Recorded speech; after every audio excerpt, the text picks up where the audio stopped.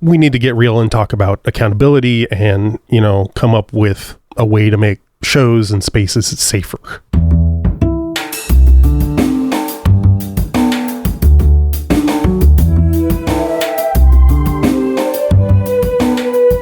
This is Champaign is Also a Band podcast. One songwriter, one song. I'm Sven, your host for a journey into the music of Champaign-Urbana. Recorded in the Blue Box studio with a songwriter from the Champaign-Urbana music scene, past or present. Champaign is Also a Band podcast is proud to be a part of the Champaign Showers Podcast Network.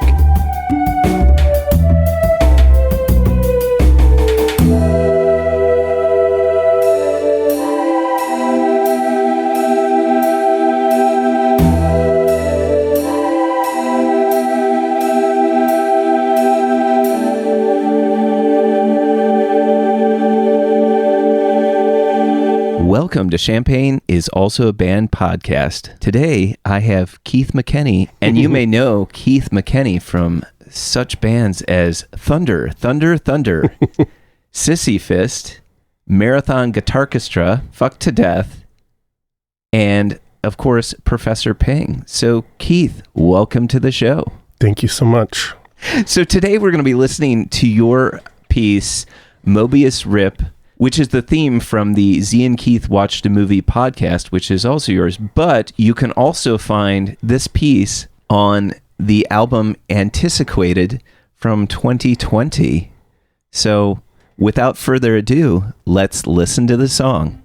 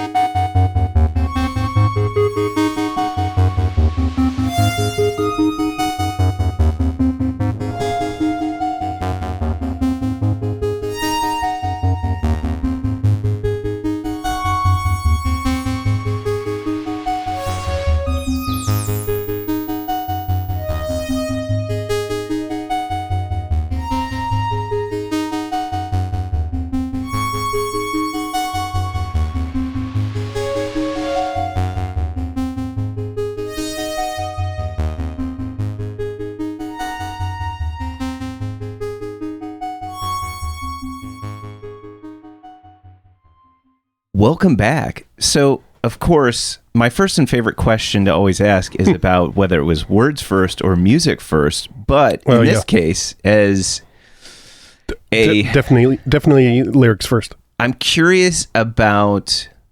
I'm pretty sure I know the answer, but I'm going to ask anyway. Did you write this melody first or accompaniment first? I guess accompaniment. Okay. Depending on which part you mean. Oh yeah, true. Sort of the lower register stuff. Yeah. Well, I was thinking about the repetitive. Yeah. I want to say the Mobius theme, because it's this cycle of an A flat major chord going through. I was curious about that in the initial. Like, what comes first? Are you a melody thinking person, or are you? Because I know people, and I'm not one of those people. They have a melody and a tune and words that just kind of pop into their head, and then they're like, okay, now I have to figure out how to put music under this. Right. And my brain does not work that way. Either. No. Yeah, I kind of feel like the accompaniment is kind of the... No, such to the degree that, I mean, one of the... what you could call a melody on this track is pretty much automated. A lot of the stuff I do is to some degree generative, in that, you set up some parameters and let the modules select, it's semi-random. Okay. So it's quantized to a scale, but other than that, it kind of just happens. That's my way of never having to actually write anything. It's interesting. My fear of writing melody has led me down that path. How do you determine... I mean, I did come up with the arpeggiated thing. Yeah. And then the parts on top are the generative. Yeah. That's really fascinating. I was curious about that because one of my comments, of course, was going to say that the jumps or the intervals in your melody are not what I would call typical. There's some jumps where it's, what you would expect is like the standard of like a jump of a fourth or a fifth, which when you construct a melody, there's that jump of whatever the tonic is up to the fourth or fifth. But I was thinking about how this kind of reminded me of like this E flat Mixolydian mode, and so I was going to kind of geek out a little bit, but I don't remember. So let's go into a little bit, if you remember, what were the parameters that you set on that melody? Oh, well, it would have just been like choosing a scale, choosing the voice. Typically, it's a very boring formula that I go to, in that I start with some kind of either a rhythm or a sort of bass line. And then I think of it typically as the voices stacking, the low end, and then maybe a melodic higher part, and then, fill in oftentimes in the middle with a pad or something. But I tend to put the randomized elements up in the melodic range, in the vocal range, so to speak. Yeah. So what DAW are you using to generate that, or plug in, or whatever? I work almost entirely in VCV Rack now, which is a free virtual, they call it a virtual Eurosynth. So it's modular synthesis. I was introduced to modular synthesis at college, at Evergreen State College, where I get to work on a Buchla system, which was incredible and a tremendous privilege. So what it looks like is, it just looks like a rack, and then you can select what modules to put in there. And there's just so much that's free, and that's the main reason I started using it. But since college, I've wanted to get back into modular, but I don't have the resources to buy to build a Eurorack system. For me, it was very exciting when it got released, and it was free, and it remains free and ever expanding. So you can use it as a fully functioning DAW. Like, there's 16 track mixers and multi-channel recording and MIDI outs and ins, and you can use it as a plugin if you buy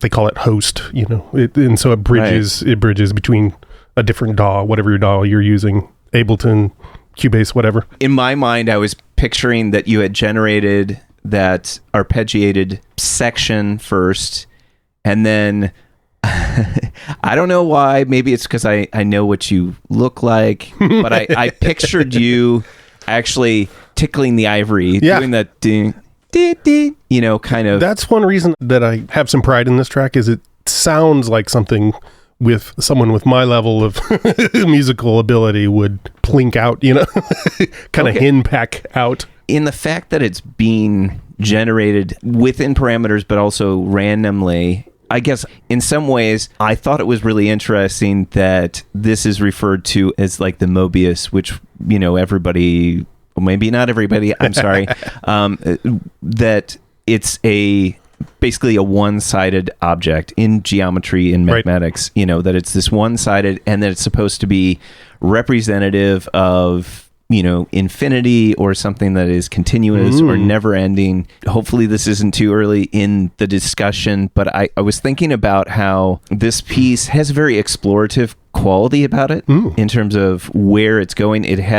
You get the sense that there is a motif going on with the melody and that it kind of beats along all the walls in order to kind of see where everything is at. Yeah, that's nice. But in a sense, it never really particularly resolves, which as something that would be cited, you would have something that you could say there's a definite begin and end point, and if something that continues on and on. And so, I mean, I guess that's a really strange way of asking. Was that kind of the mentality in terms of naming it the Mobius Rip, or? No, not at all.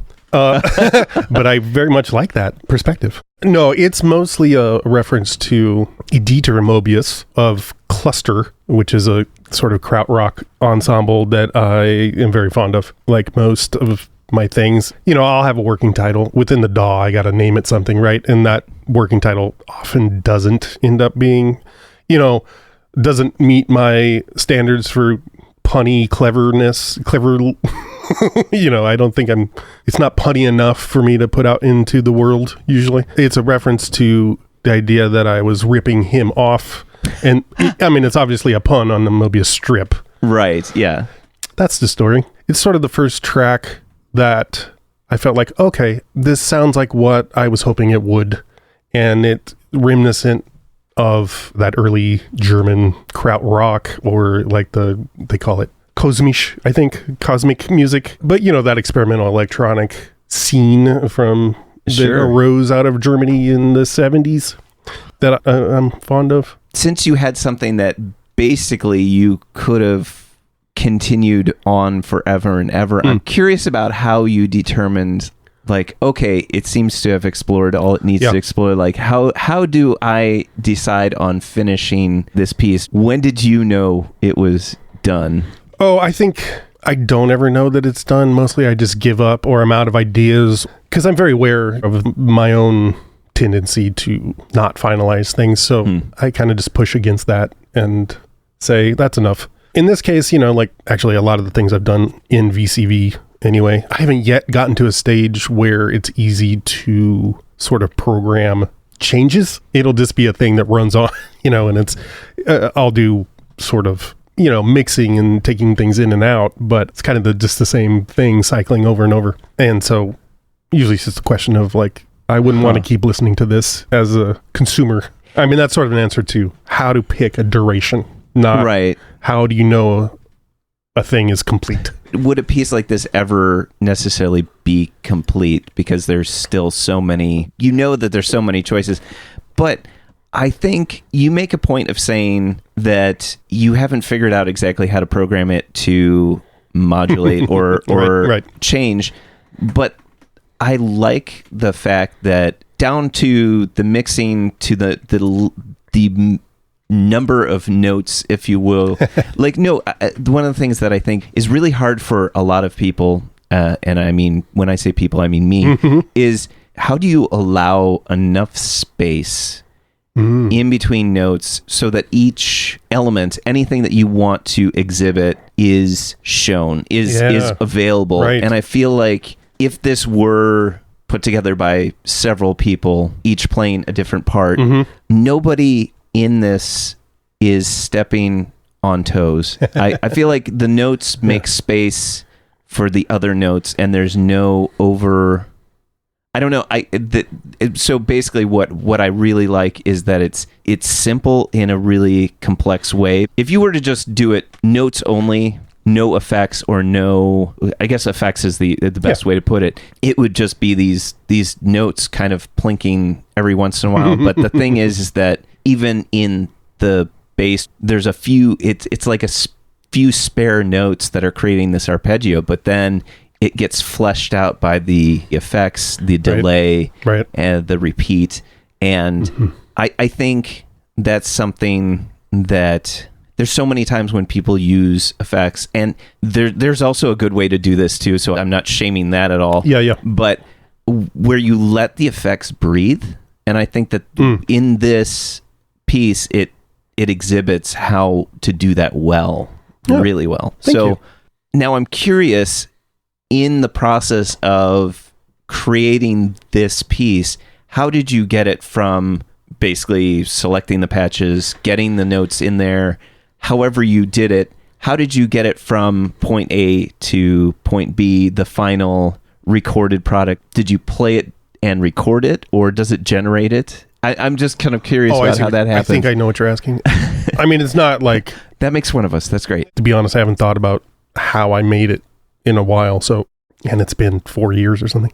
Yeah. Typically, I'll let it run, because I'll do pieces that are half an hour long that I'll just let run and then put them out that way. But for those, I try to make them more complex. Like this one is, in my mind, somewhat a little more poppy as far as my sensibilities go. So, I probably let it run for 5-10 minutes, and then I picked out a section that I liked. I don't know if that answered your question. No, well, I was just thinking about how you actually got it into quote unquote wave form. But I see. VCV has a way to do that. It's okay. An output you can hit record in it. So it's not like you send it through into an interface that then gets recorded and then you mix it down. No. Oh, okay. But I do some sort of post-processing, sure, quote unquote mastering. I don't know what I'm doing, but I run it through some compressors and limiters or whatever. There's a low end and there's a high end, and that's pretty much amen, brother. You nailed it. It's interesting. So, I mean, we kind of talked about where the name came from and kind of where, but in terms of process, do you think about, I'm going to sit down and write something? I'm curious, like, what goes through your mind? Do you have a goal in mind? I'm curious because there's sometimes this, you can auto write, you can be very targeted, or you can be like, well, let's just see what happens. And I think both of them are incredibly valid, but also it's just fascinating to me, like, what is that process? For me, it's definitely more on the let's see what happens. I'll usually have some kernel of an idea. Typically, it's not melodic. If it's like a musical idea, it's usually in the idea of a rhythm is the most tangible it gets. Sometimes it's just like, let me see what this module sounds like, and if I can get something I like out of it. Typically, because I like playing with polymeters and whatnot a fair amount. You may not notice, and I try not to go too explicit on it. That's a thing I tend to play around with. And with this piece, sort of also is given its generative nature. Since then, especially, I've gotten into using modules that generate random rhythm or like Euclidean rhythms. I'm aiming to make it feel somewhat human, to somewhat fool the ear from it sounding like it's on a mechanical beat, right. And you can add swing. And the wonderful thing about working with VCV as a tool is that I create a patch. It takes up almost no room until I record an output. I've got so many unfinished patches that are just, it's probably in the thousands at this point, sure. Because it's like, I'll open it up and I'll have this idea and immediately I'm like, no, that was misguided. This piece, as I referenced, like for a long time, once I was using VCV, I was kind of chasing this idea that I wanted to get this kind of sound, this sort of Berliner school sound. I don't know if it sounds that way to other folks, but for me, it's as close. It got close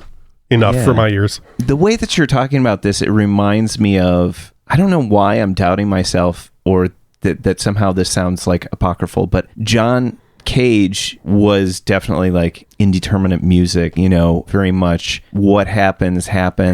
I feel like you have a little bit more constraint on those things that happen. For sure. But there is a piece that he did,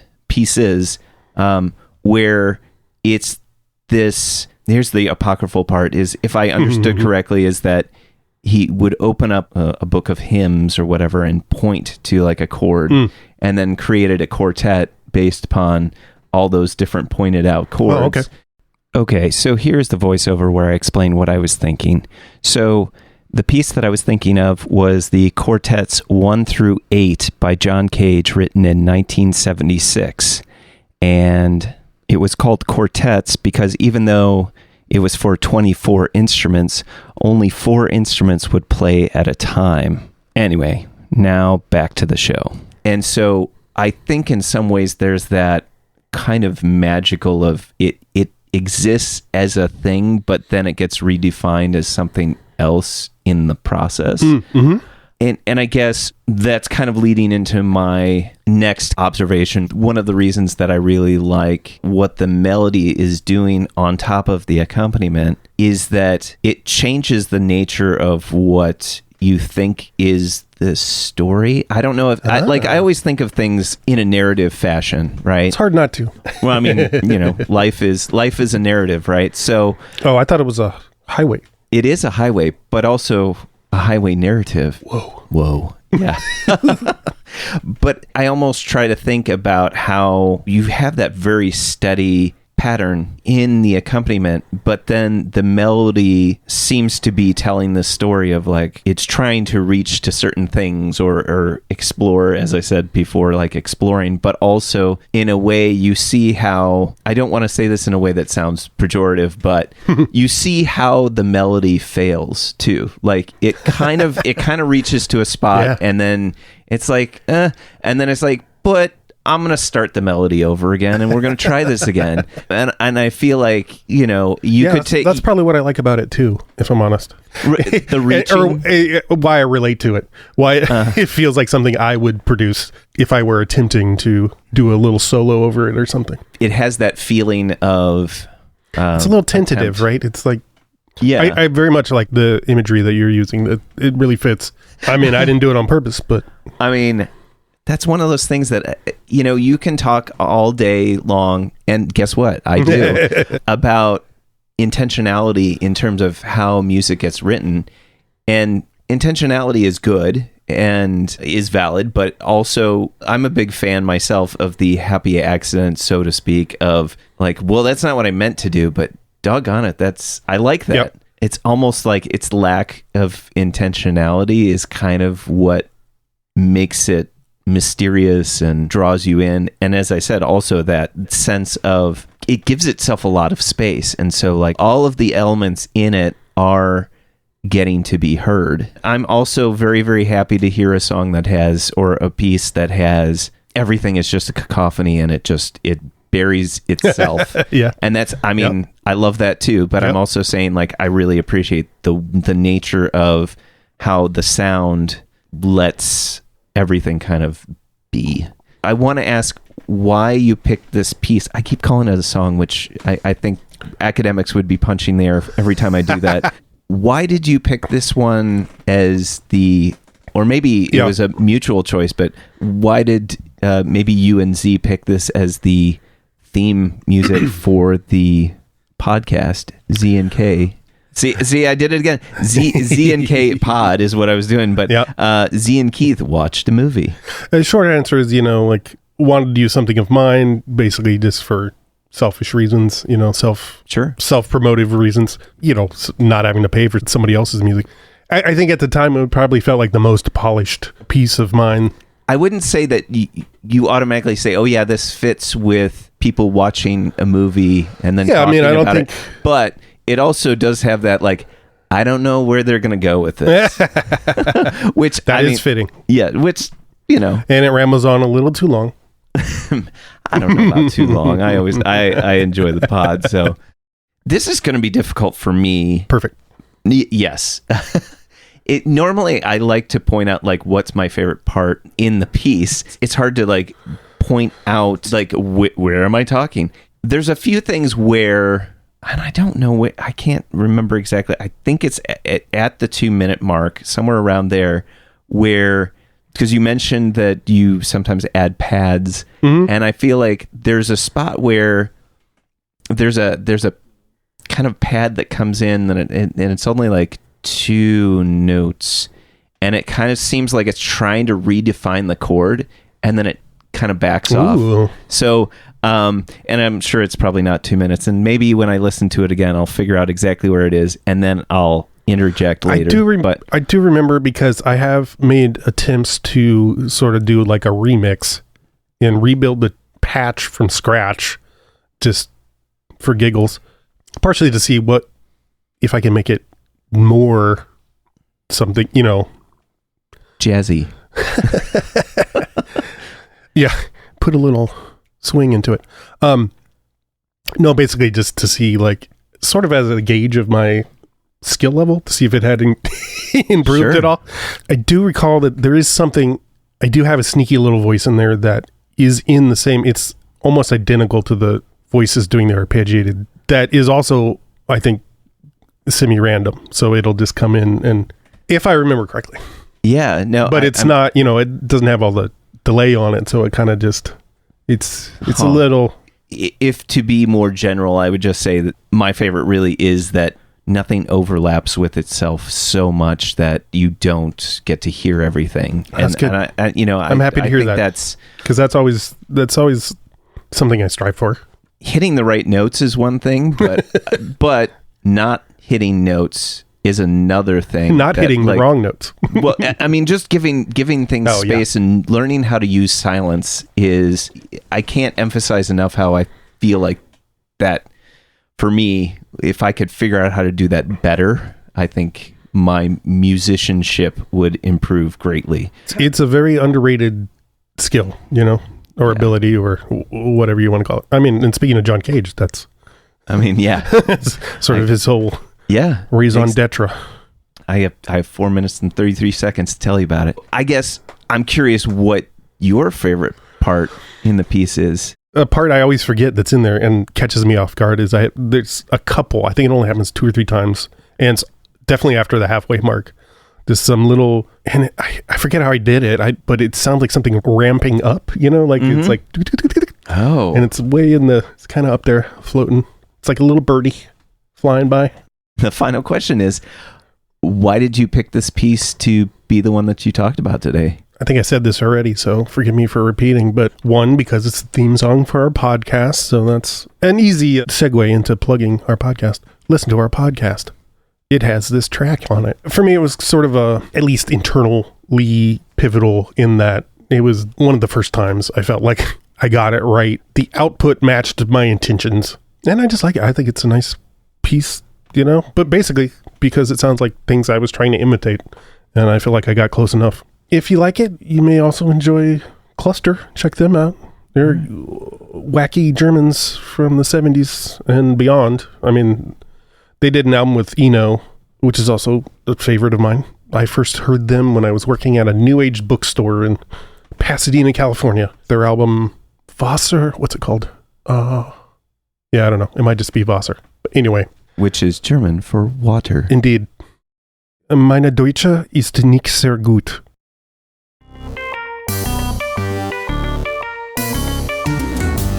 Champaign is also a band podcast is proud to support Exile on Main Street.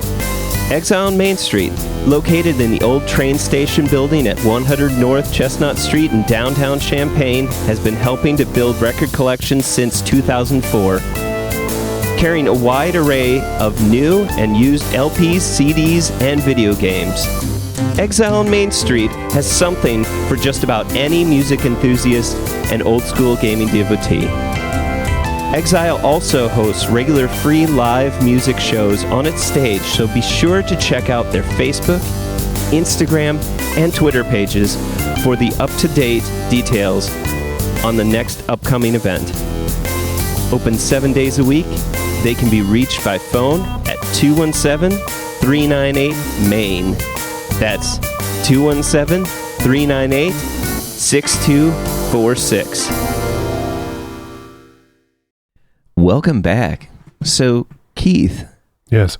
I'm wondering, do you have a favorite Champaign-Urbana venue, past or present? Oh, man. That's a tough one. Well, in the days of being in Marathon, I always enjoyed playing Blips and Chits. I don't know if you remember that. Yes. Then became the Birdhouse, and did it? now I don't know I haven't heard anything in a while, but I could be out of the loop. I am so out of touch that I couldn't tell you. Oh, and the IMC. The IMC is like the heart of so many things and just a tremendous project, and it's amazing that it stayed alive. I know it's had its tribulations many times over, so kudos. I haven't been to an event there in a while, but I haven't been to events in a while, so but that's always a favorite. I enjoy the DIY-ness of it and the fact that it's not a basement. Right. Mad respect to basement venues, because without them there wouldn't be venues. But I remember enjoying going to shows at when I first moved here. It was the High Dive and then the Accord, you know, that space. Yeah. I don't know if it's still anything. Well, it's now a wedding venue. Wild. It was a really nice space. I mean, just venues, you know, if you're willing to at least have a show, you've made it like 95% of the way there. Yeah, right. But then there's certain things that are like the icing on the cake. Mm-hmm. When you can have a stage that's in the right spot, that it's you know, that everyone, and there's enough room for everybody to set up and not bump into each other. And I feel like then that's the 5%. So you know, I really appreciate that. Man, sorry. Sure. I had this answer ready, and then now I'm remembering all the. We also I used to love when we played at Mike and Molly's. R.I.P. Oh, yeah. Yes, absolutely. I feel like that beer garden area is underutilized at this point. Way underutilized. Hopefully some of that comes back a little bit. I think that Champaign is making some efforts to make it more, I don't know, friendly, or I'm not sure. But I feel like there's an effort, at least, to bring music back to Champaign. Right around the time that Marathon was slowing down for various reasons, venues were drying up, you know? Yeah. Places were closing, and, you know, house venues are always temporary at best. Depends on the tenants, the Accord closing. Yeah. And then the pandemic happened, and so we lost some other places. As a pod person talking to another pod person, I just thought we'd take a little bit of time just talking about the creation of Z and Keith watch a movie. Okay. When did that come about? Like, how did that definitely start? From lockdown times, like so many other podcasts. Right. You know, we both were strapped financially, and so Z moved in the place I was living because it was slightly larger, so we decided that was the way to go. And because it was lockdown times, we just were watching a lot of movies. We had for a while tossed around the idea of doing a podcast together. We just didn't have a premise or a format settled on, and then we just started watching movies. So we're like, hey, we're doing this anyway. Why not talk about it and share it with the world out of the grace of our magnanimity? One of the things that I've figured out, and this is probably even more a symptom of living through the pandemic and being separated from other people, is that, and also kind of the shit show that can be daily life. I don't know. I started to really appreciate podcasts, not necessarily because of their content, but because the hosts relate well to one another and they're respectful and there's a kindness. I don't know. I mean, you both tease each other in some ways, but it's always very, very kind. And I don't know, like there's that warmth that I appreciate, that I want to put that into my ears. So it, you know, I feel like that's one of the things that I appreciate about it so much is I started focusing on more and more podcasts where it's just these two hosts that, you know, would relate to each, or a group of hosts or whatever, but usually kind of the one-on-one. I mean, that's my speed anyway, but people that relate well to each other. And I feel like that's one of the things that draws me into. Oh, that's great. I'm glad that comes through. I mean, we do like each other, and that definitely helps. You know? Yes. I mean, yeah, for real and on mic. Yeah. You know, it's been fun, and we're still going, and it's evolved over time, as I think any project should. We've had a sort of stride in that it's become almost second nature. So there's 186 episodes out there. Damn. So I mean, that's funny because I think the last time we talked, there was only 173. So has it been that long? Has it though? That's funny. It's weekly. So it's weekly. So you get them out there a lot. So always something to listen to. This may not be apparent if you're not a long-time listener, or to new listeners. We sort of constrain ourselves roughly to movies that came out between, again, roughly 1980 and 2000. And it turns out that's a lot of movies. It is a lot of movies. We've only barely scratched the surface, 188 episodes in. Yes. And we tend to steer away from the ones everyone has watched. The big question in this section is, what do you think makes a good music scene? Oh, man. Well, a supportive one, whatever that means, and one that is able to be held to account. Is that the right way to say that? Held accountable? Yeah, ideally. This is sort of a utopian answer. But what I think a healthy one is where there's a lot of free exchange of people and ideas and supportive things we've all seen if you've been a part of a scene in any degree on either side of the stage, is gatekeeping. And of course, the typical misogyny, male-dominated spaces, not to mention homophobia, transphobia, racism, all that crap. Because longtime listeners of our show will know that we almost always end up talking about structural racism. But all those isms you have to design to prevent. Otherwise, they will creep in. That's just the water we swim in. Despite your best efforts, unless you design against them, they will happen. So that's sort of my vague and utopian answer. I do remember a conversation, I think you and I have talked about this briefly, but I did have a hot thought for a minute during the lockdown. The pandemic's still going, by the way. There were meetings that happened at the IMC right before COVID that were just sort of a scene get together. I think it was meant to be, like meet and greet, but also like coordinating for shows and talking about maybe getting together one giant calendar or something like that. I think I only went to one, and this was after, for all intents and purposes, Marathon was done as a band versus a solo project. Because of concerns I heard there, and because of my own politics and history in other music scenes, Olympia, Washington in particular, I was like, we need to get real and talk about accountability and, come up with a way to make shows and spaces safer. That's as far as I got, is just having that idea. I think it's a much needed thing that every scene could do well to invest in and explore. It's not easy. It would take a lot of hard work and hard conversations. And so many scenes are also plagued with the fact that they're in college towns or, a product of very transitory populations. It's hard to hold people accountable if they're not going to be around for long. Certainly I'm not the first person to have this idea, right? Right. And I know I didn't get it. I didn't invent it myself, It's from other people I've been around. But as far as like how to make it happen, how to realize it, I'm sure there are people who have done tons of work throughout history towards this end that is out there somewhere. I don't know. It's a very delicate balance beam. Absolutely. So people have been thinking about this forever. We see that some things may change, but it's a constant effort. Yeah. And so I feel like, yes, there won't be some silver bullet for that. It's just a matter of continually making the effort to focus on that as a primary goal. Right.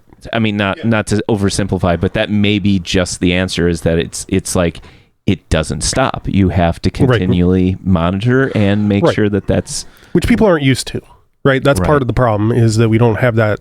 That's an unfamiliar job to have. And by job, I just mean like, or chore, let's say. Like, like I got to sweep the floor. I got to take out the trash. I got to scan our music scene for predators. I got to listen for reports. I got to believe people when they tell me someone's not behaving well. Champaign is also a band podcast is proud to support Jubilee Cafe. Jubilee Cafe is a free weekly meal program at Community United Church of Christ, 805 South 6th Street in Champaign, Illinois. Jubilee Cafe serves a home-cooked meal from 5 to 6:30 each Monday. Their mission is to feed hungry people by cooking healthy, delicious meals and by serving their guests restaurant-style with servers waiting on tables. Jubilee Cafe is open to anyone who cares to eat with them. Because food insecurity among students is so high, they serve students as well as others in and around the Champaign-Urbana community who struggle with hunger. Meals are free to all and will be served each Monday evening.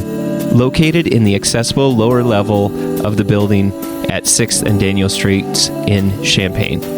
For more information on the meal or how to volunteer, go to the Jubilee Cafe CUCC Facebook page or email them at jubilee.cafe@community-ucc.org. That's jubilee.cafe@community-ucc.org.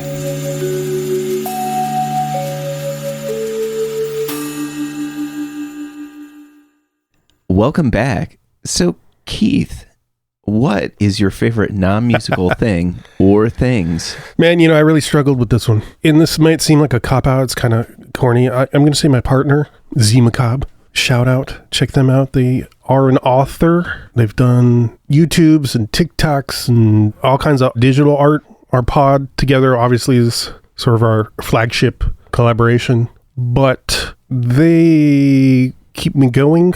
Who knows? No one knows what may or may not have happened, but I have definitely weathered some difficult times since we've been together. We've both weathered difficult times, and they make it a lot easier to weather that I don't know that I would have been able to on my own. So thanks, Z.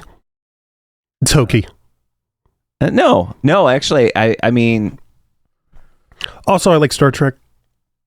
You just, I was gonna say something complimentary, and then you had to throw in Star Trek. Ugh, I ruined it. Ruined it. No, I mean, I appreciate that Z on the podcast always. The word that I was thinking of, like, provides the impulsion, like the.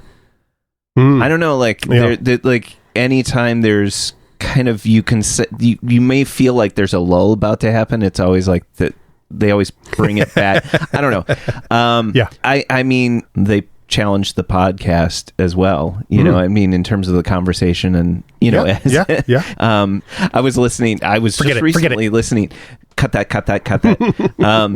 But no, I was listening a little bit ago, and I know that you mentioned the conversation of if you actually like the movie, then it just is. Yeah. It descends into talking about basically institutional racism. Yeah. Which I mean, let's be real here. If we really do believe in intersectionality, like every aspect of anything that we should talk about should involve institutional racism, right? So, did I say that right? I feel like I said that maybe. No, like every aspect of our waking life, at least, well, maybe, but I always feel funky talking because, I'm always talking from the position of a white male, right. And that likewise seems... I never want to feel performative. I don't want to feel like I'm speaking out of place, but... Right.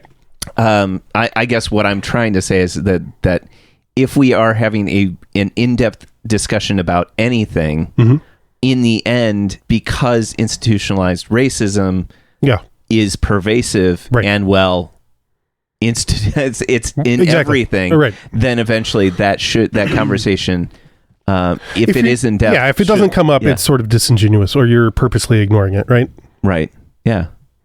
Right. So, I mean, I guess that's what I was. That's what I hear you say. Okay, good. Because I was just like, wait, did I just trying to say something, say it all backwards, and say the exact opposite of what I meant? I mean, owning it as a human being is important, and being able to like acknowledge, accept, and try to do better. Right? Yeah. I mean, it's one of those things where it's like, it's still.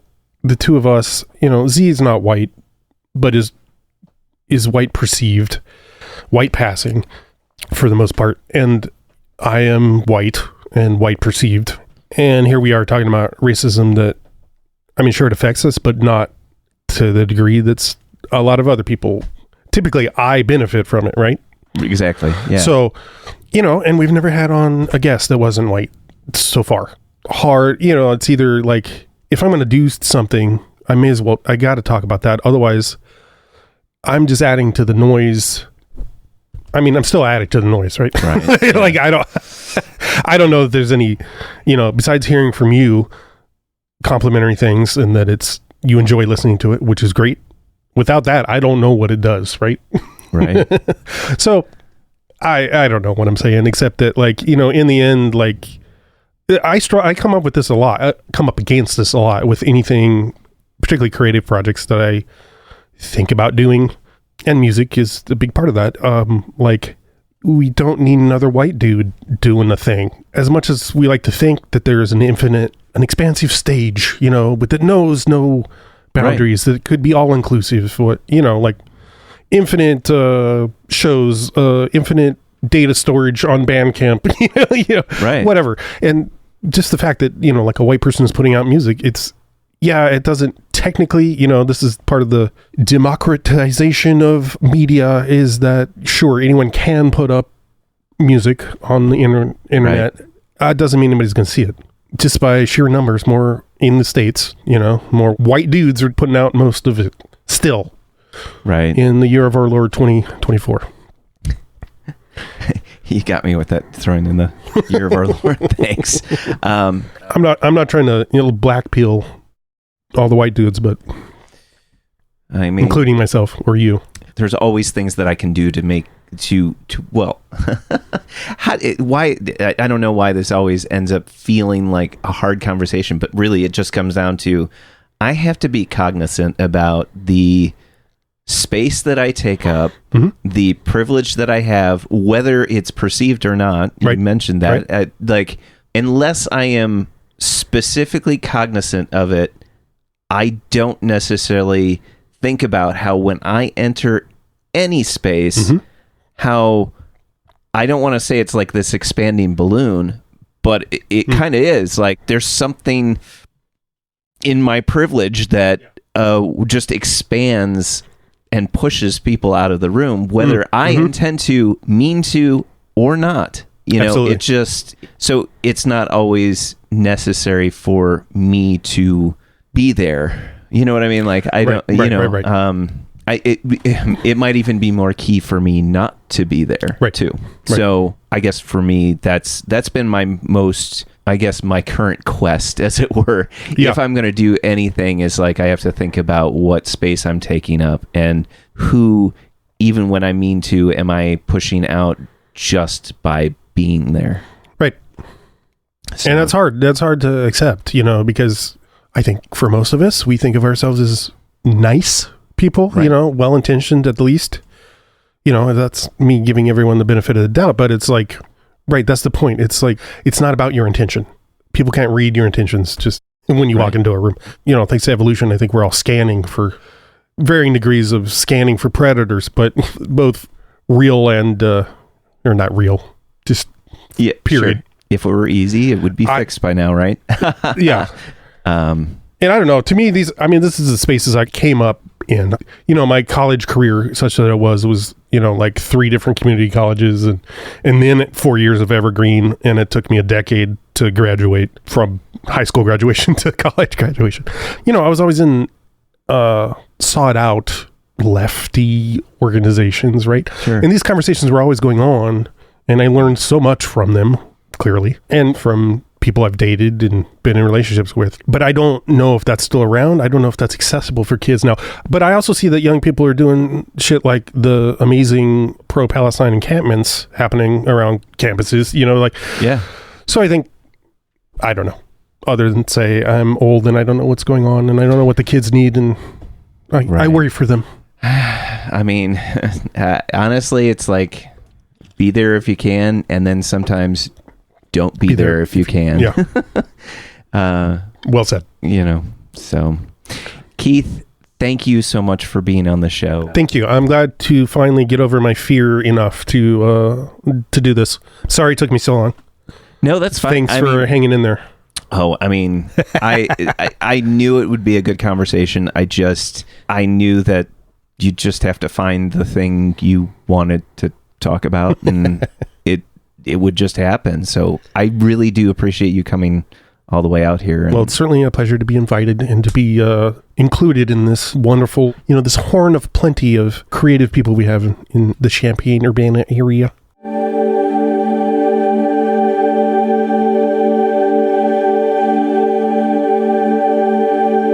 Thank you for listening to Champaign is Also a Band podcast. This is Keith McKinney, a.k.a. Professor Ping, reminding you great music is out there. Go and find it where you live.